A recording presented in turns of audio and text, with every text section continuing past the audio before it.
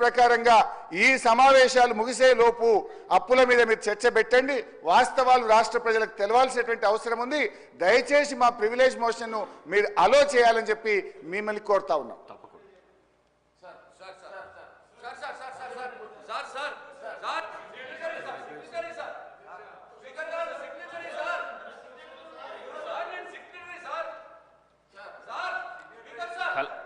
గౌరవ సభ్యులు కల్వకుంట్ల సంజయ్ గారు,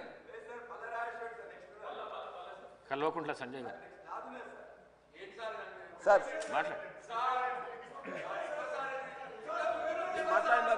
మీరు ఎప్పుడు మాట్లాడుతూనే ఉంటారు కదా. ప్రశాంత్ రెడ్డి గారు మీరు ఎప్పుడు మాట్లాడుతూనే ఉంటారు కదా, మాట్లాడని. ఇస్తా కూర్చో. ఆయన మాట్లాడడానికి ఇస్తా కూర్చో. డాక్టర్ సంజయ్ మాట్లాడడానికి ఇస్తా కూర్చో. డాక్టర్ సంజయ్ మాట్లాడడానికి ఇస్తా. డాక్టర్ సంజయ్ మాట్లాడడానికి ఇస్తాను. స్పీకర్ సార్, ఒక చిన్న రిక్వెస్ట్ సార్. ధన్యవాదాలు నాకు అవకాశం ఇచ్చినందుకు.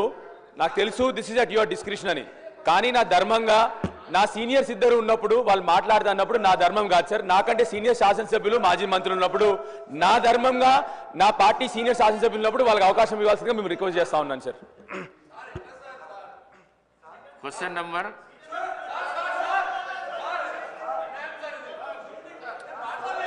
ప్రశాంత్ రెడ్డి గారు మాట్లాడండి.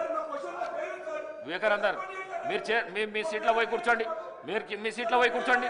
ఈ ప్రాక్టీస్ మంచి ప్రాక్టీస్ కాదు. మీ సీట్లో పోయి కూర్చోండి.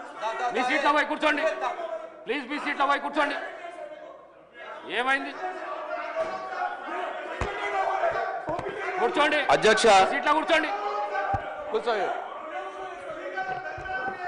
థ్యాంక్ యూ అధ్యక్ష.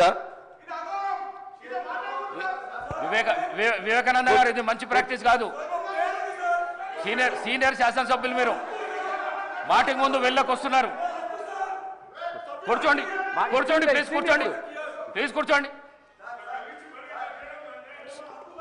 సార్ ప్రశాంత్ రెడ్డి సార్ ధన్యవాదాలు అధ్యక్ష. ప్రశాంత్ రెడ్డి గారు ధన్యవాదాలు అధ్యక్ష. సార్ గౌరవ ఉప ముఖ్యమంత్రి గారు, ఆర్థిక శాఖ మంత్రి గారు వారి ఆన్సర్లో సార్, ఈ రాష్ట్ర ప్రభుత్వం డిసెంబర్ 23 నుంచి 30 నవంబర్ దాకా 30 నవంబర్ 24 దాకా ఎఫ్ఆర్బిఎం లోపల, ఎఫ్ఆర్బిఎం బయట గ్యారంటీసు, ఎస్పీవీసు ఇవన్నీ కలుపుకొని ఇంకా లేటెస్ట్గా హరీష్ రావు గారు చెప్పినట్టు ఈరోజు మట్టుకు చూస్తే 1,27,218 కోట్ల రూపాయలు అప్పు తీసుకున్నామన్న మాట చెప్పినారు సార్. సార్ ఒక్క సంవత్సరంలోనే 1,27,000 కోట్లు అప్పు చేసిన సార్, ఇంకా చేసిన అది చెప్పండి సార్ అన్ని తర్వాత. సార్ ఇంకా ఇవాళ ఈ రాష్ట్రంలో అనేక బిల్స్ పెండింగ్లో ఉన్నాయి సార్. ఒక కొత్త పథకం స్టార్ట్ కాలేదు సార్. ఈ ప్రభుత్వం సార్ మాట్లాడేయండి సార్. ఈ ప్రభుత్వం నేను అడుగుతున్నా సార్ క్వశ్చన్. ఈ ప్రభుత్వం ఇచ్చినటువంటి 6 గ్యారంటీలు 13 హామీల విషయంలో కూడా వైఫల్యం చెందినారు సార్. అవి ఏవి కూడా సక్రమంగా అమలు అవుతున్నాయి ప్రశాంత్ రెడ్డి గారు సార్. ముఖ్యంగా